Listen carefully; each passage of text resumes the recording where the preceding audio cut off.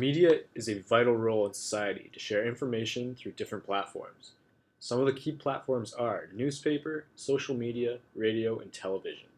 Sports has a lot of power and is used by athletes for social issues. Does the media represent the true culture of society? Issues regarding the misrepresentation of females, sexual orientation, and ethnicity of athletes have been prominent in the sports world since its creation. Sex is your biological makeup at birth. Gender is what you identify as. Gender can be described as the range of characteristics that differentiate between masculinity and femininity. These characteristics include biological sex, sex-based social structures, gender roles, and gender identity. Let's dive right in to some airtimes. In 2010, ESPN said they would dedicate more than 7,500 broadcast hours to women's sport. By the end of the year, they had only given them 1,500 hours. That's only 2% of airtime. Not only do women receive a small share of airtime, they also make up a small portion of sports anchors and reporters. Many broadcasters make attempts in diversifying their teams in terms of race, however, often forget about gender. This is evident as women make up less than 5% of sports anchors and only 14.4% of ancillary sports reporters in 2014. The Olympics are the only sporting event where women's sports gets more airtime than men's.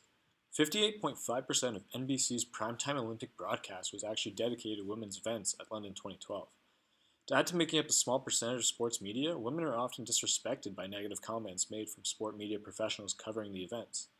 One recent example happened at the Rio Olympics, when the Chicago Tribune gave more attention to the fact that an Olympic bronze medalist had a husband in the NFL rather than her actual victory. Because she definitely wouldn't have that medal if it wasn't for her husband in the NFL, right? Now, this wasn't an isolated incident. Commentator Al Trotwig spoke about Dutch gymnast San Weavers, who was writing down her score after competing, stating, "Looks like she's writing in her diary." A women's judo match was called a catfight by BBC announcer John Iverdale. Iverdale also had to be reminded about the accomplishments of U.S. tennis players Venus and Serena Williams. Fox broadcaster Bo Dietl also said, "When you see an athlete, why should I have to look at some chick's zits or some guy's zits on his face? Why not a little blush on her lips and cover those zits? I like to see a person who wins that gold medal go up there and look beautiful. Blush doesn't even go on your lips. Might as well be standing in the middle of a mall." This is something an NBC commentator said about the U.S. women's gymnastics team. Media has made some improvements to the media coverage of women's sports by implementing platforms specifically for women's sports. ESPN now has ESPNW, a platform dedicated to covering and reporting on women's sports. This is still not erasing the terrible things announcers have said about these athletes. The sports culture needs to change its views on women and how they are portrayed. Ethnicity can be a tricky subject to get a good grasp on. Ethnicity can be described as the belonging to a social group who you share a common national or cultural tradition with. Different types of ethnicities include Hispanic, African American, Asian, and Latino. Stereotypes occur around all sports. Think about it. What kind of person do you picture when you think of a snowboarder? Most people expect a rich white guy. Stevie Bell is one individual breaking these stereotypes. Some sports are perceived to have a designated ethnicity.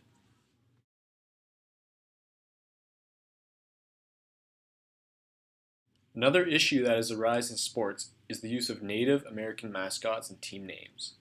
These are offensive for Native Americans and are portrayed negatively.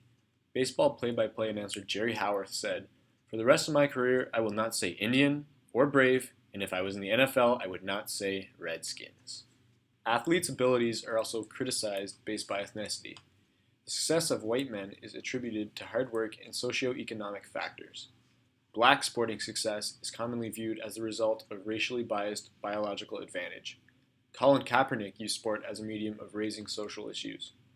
"I'm not going to stand up and show pride in a flag for a country that oppresses black people and people of color," Kaepernick told NFL media in an exclusive interview after the game. Sexual orientation is a person's sexual identity in relation to the gender to which they are attracted. Some general examples of these are heterosexuality, homosexuality, and bisexuality. It is without a doubt that in the four major sport leagues, there is a lack of openly gay athletes. This has to do with the atmosphere the athletes are in. To this day, there is still a negative outlook on gay athletes in the sports world. Athletes use homophobic slurs to trash talk their opponents. A recent example of this occurred on April 20th, 2016, when Andrew Shaw of the Chicago Blackhawks received a penalty. Shaw was unhappy with the call as he shouted homophobic slurs from the penalty box. The word gay is often used as a way to express negative feelings. An example of this occurred in October 2006, when an ESPN commentator, Brian Kitchen, received a suspension for a homophobic slur he said on air. Your hands are what makes it possible. Your shoulder pads are hard and stiff. Your hands are tender and they can move and caress the ball. that's kind of gay, but hey, close. Michael Sam came out as openly gay to the public in 2013, the year before his draft. Sam, along with many fans, believe that he did not make it this far in his NFL career because of his sexuality. In an interview with Edge of Sports, Sam states, "I think if I never would have come out, never would have said those words out to the public, I would still be playing in the NFL. But because of me saying those words, I think it could have played a huge part in my current situation." Although there is a lot of negativity around LGBT issues in sports, the 4 major sport leagues are working towards making it a positive and welcoming atmosphere. One way in which the leagues are doing this is by having inclusion officers.